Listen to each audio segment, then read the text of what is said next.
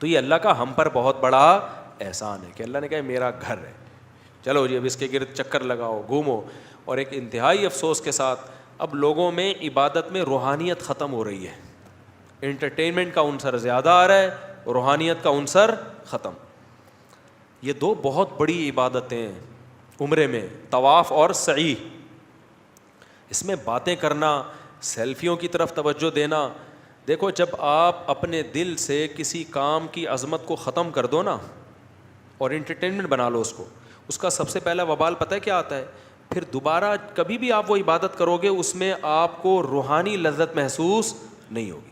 مثال کے طور پر آپ نماز پڑھ رہے ہو، اس میں ہنسی مذاق شروع کر دو نماز میں، اور کبھی کھجا رہے ہو، کبھی ہنس رہے ہو، کبھی کیا کر رہے ہو، تو نماز تو ٹوٹتی ہے. لیکن اگر اس طرح چند دفعہ پڑھو گے نا تو پھر نماز کی لذت ہمیشہ کے لیے ختم ہو جائے گی، آپ کے دل سے نماز کی عظمت نکل جائے گی. اور آسان مثال دیتا ہوں، مسجد میں ہم آتے ہیں، ایک الگ سے احترام ہوتا ہے نا مسجد کا. ذہن میں کیا خیال ہے کہ بھائی گالی نہیں دینی، شور شرابہ نہیں کرنا، تمیز سے بیٹھنا ہے، ہوتا ہے نا احترام. لیکن اگر کچھ دنوں کے لیے اللہ نہ کرے مسجد کو ہوٹل کا ماحول بنا دیا جائے، آپ آ رہے ہو، چائے پی رہے ہو، میز کرسیوں پہ پان گٹکے چل رہے ہیں، تو مسجد کا تقدس ہمیشہ کے لیے آپ کے دل میں ختم. پھر آپ کو مسجد میں وہ روحانیت محسوس ہی نہیں ہوگی. تو خوب سمجھ لیں جب آپ طواف کرتے ہیں، سعی کرتے ہیں، اگر آپ نے وہاں سیلفیوں میں، نمائش میں لگا دیا اپنے آپ کو، ہنسی مذاق میں لگا دیا، باتوں میں لگا دی. کچھ لوگ طواف کرنے گپے لگا رہے ہیں، سعی کے دوران گپ شپ لگا رہے ہیں، ہنس رہے ہیں، اور بھائی کیا حال ہے، اور بھائی تھوڑا اسپیڈ پکڑ لیں، تھوڑا سا تیز چلے، ابھی تھوڑا آہستہ ہو جا. یہ ابھی تو چل رہا ہوتا ہے بعض لوگوں میں. تو بھائی یہ تو شاعر اللہ ہے، آپ کس جگہ پہ ہو؟ اللہ کا گھر ہے. ساری زندگی جس کی طرف رخ کر کے نماز ادا کی، آج اللہ نے وہ آپ کے سامنے رکھ دیا. اتنی بڑی جگہ، یوں سمجھو اللہ ہے وہاں پہ. وہ تو اللہ کو اس دنیا میں اپنی یعنی دنیا کی آنکھوں سے دیکھنا ممکن نہیں ہے، تو اللہ نے کیا کر دیا، میرا گھر ہے. تو کتنی بڑی جگہ ہے. اور پھر صفا اور مروہ کی سعی من شعائر اللہ. یہاں حضرت ابراہیم کی زوجہ نے ایک بہت بڑی قربانی دی تھی، اپنے بچے کو لے کے تڑپایا تھا انہوں نے اللہ کے لیے. بھوک ابراہیم علیہ السلام اپنی زوجہ کو ایسی جگہ پہ چھوڑ کر آ گئے، کوئی گھاس کا تنکا بھی نہیں ہے. کتنی بڑی قربانی ہے. انہوں نے کہا اللہ کی خاطر صبر کروں گی بس. صحیح بخاری کی حدیث ہے کہ حضرت ہاجرہ نے ابراہیم علیہ السلام سے پوچھا آپ ہمیں یہاں کیوں چھوڑ کے جا رہے ہو؟ وہ جواب ہی نہیں دیتے تھے، بار بار پوچھتی تھی. آخر میں ایک سوال پوچھا کہ اللہ کے حکم پہ کر رہے ہیں، یہ کہاں سے اونٹ پہ چل کے آئے ہوں گے ریگستانوں کو کراس کر کے. آپ دیکھ لو ذرا بیت المقدس سے سفر ذرا دیکھو آپ، شام سے سفر، شام سے ہوتے ہوئے آئے یہاں پر مکہ، ریگستان ہے لمبے لمبے. زوجہ بار بار پوچھ رہی ہے کہاں لے جا رہے ہو بھائی، اور چھوڑ کے آ رہے ہو ہمیں. جب کئی بار پوچھا پھر پوچھا بتائیں اللہ کے حکم پہ کر رہے ہیں، اور فرمایا ہاں. تو حضرت حاضر نے فرمایا اذا لا یضیعنا، پھر اللہ ہمیں ضائع بولو نہیں کرے. کیسا توکل پیدا ہوتا ہے یار، اللہ کے لیے جب قربانی دی جا رہی ہے تو پھر اللہ ضائع نہیں کرتا. اور قربانی ہی اللہ چاہتے ہیں بھائی. کتنی بڑی یادگار ہے. پھر وہاں حضرت ہاجرہ کا اللہ کو دوڑنا کتنا پسند آیا، کیونکہ قربانی دی ہے نا، اللہ قربانی مانگتا ہے. آج ہمارے زندگیوں میں قربانی بولو نہیں ہے. کوئی اللہ کے لیے نہ پسینہ بہاتے ہیں، خون تو بہت دور کی بات ہے، فجر کی نماز نہیں پڑھی جاتی آج نیند قربان کر کے. تو قربانی دی، اس قربانی کی اللہ نے کیسی قدر کی ہے. کیسے دیوانوں کی طرح بھاگ رہی تھی نا. کیا حال ہوا ہوگا، عورت اپنے بچے کو بھوکا پیاسا برداشت کر سکتی ہے؟ بچہ ایڑیاں رگڑ رہا ہے، رو بھی رہی ہیں، پریشان بھی ہیں، اللہ سے شکایت نہیں ہو رہی کہ اللہ یہ تو نے کیا کر دیا ہمارے ساتھ. آج تھوڑا سا دین پہ چلتے ہیں، ذرا سی قربانی آئے تو اسلام کو، مولویوں کو، شریعت کو برا بلا کہنا شروع. ابے ان مولویوں نے یہ کر دیا، ابے وہ علماء نے یہ کر دیا، ابے اللہ نے میرے ساتھ یہ کر دیا. بچہ قحط سے مر رہا ہے، بھوک پیاس سے، دوڑ رہی ہیں، جو ان کے بس میں ہے وہ کر رہی ہیں. زبان سے کوئی اللہ کے خلاف شکایت بولو نہیں. ادھر کتنی مشکل ہے، تھک جاتا ہے آدمی اچھا خاصا صفا مروہ کی صحیح میں. اور اب تو کافی حد تک پلین ہو گیا، پہلے تو پہاڑ پہ چڑھنا، پہاڑ پہ اترنا ایسے تھا. کتنا بڑا واقعہ ہوا ہے اور اس کو کیا بنایا جا رہا ہے؟ انٹرٹینمنٹ. سیلفی نہ کہیں فوت ہو جائے اپنے گھر والوں, بھائی بعد میں بنا لینا سیلفی, ہم منع نہیں کر رہے, ایک یادگار رکھ لینا اپنے پاس. ابھی تو فوکس کرو کس کو؟ عبادت کو فوکس کرو. وہ دل میں استحضار رکھو کہ اللہ کی ایک نیک بندی یہاں دوڑی تھی. جب وہاں دوڑو نا, دیکھو اسلام کی ساری عبادتوں میں وقار ہے.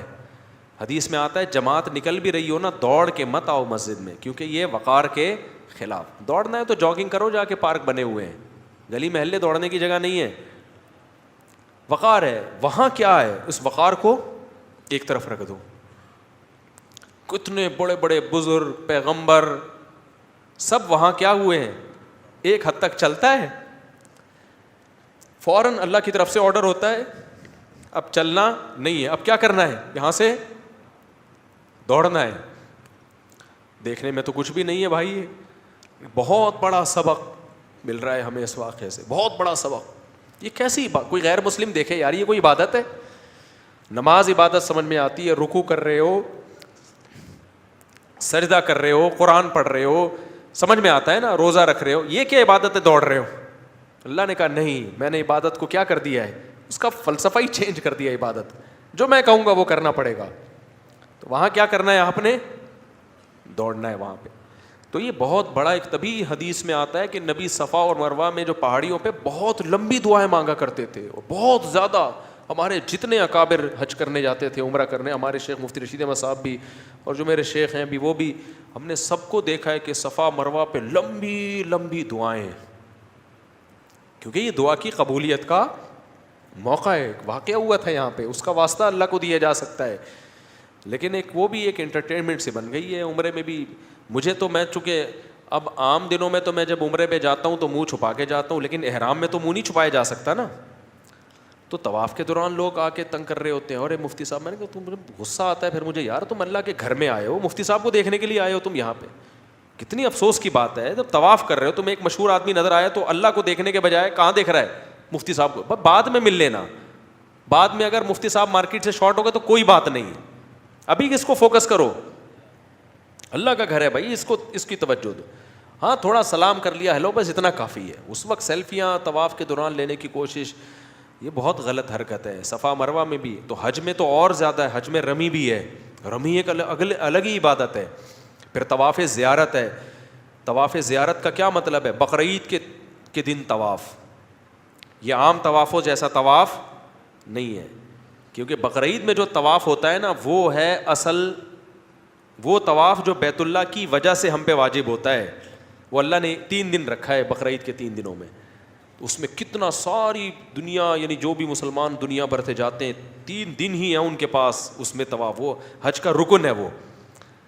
تو یہ وہ تمام عبادتیں ہیں جو انسان کو, اگر وہ تھوڑا سا دل ہو نا, اس کے اندر رمق ہو, دل میں حیات ہے, زندگی ہے, تو یہ اللہ کی محبت کی چنگاری کا کام دیتی ہیں. لیکن اگر آپ نے ان عبادتوں میں جا کے گپے لگانا شروع کر دیں طواف کے دوران, اور باتیں کرنا شروع کر دیں, سیلفیوں کو فوکس کرنا شروع کر دیا, تو عمرہ تو ہو جائے گا آپ کا, لیکن ایسا دل میں برکت اور نور ختم ہوگا نا کہ وہ نحوست پھر کبھی ختم نہیں ہوتی.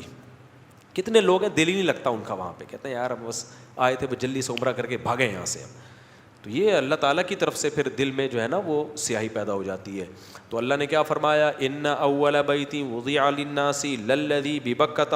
یہ مکہ میں جب پہلے لوگ جایا کرتے تھے نا, اب تو آسان ہو گیا ہے نا, ہر غریب سے غریب بھی جا رہا ہے. پہلے زمانے میں جب حج عمرے کے لیے لوگ جاتے تھے, چیخیں نکل جاتی تھی لوگوں کی, بے ہوش ہو جاتے تھے, کئی مہینوں کا سمندری جہازوں کا, اونٹوں کا سفر کر کے پہنچتے تھے اللہ کے گھر کو دیکھنے کے لیے.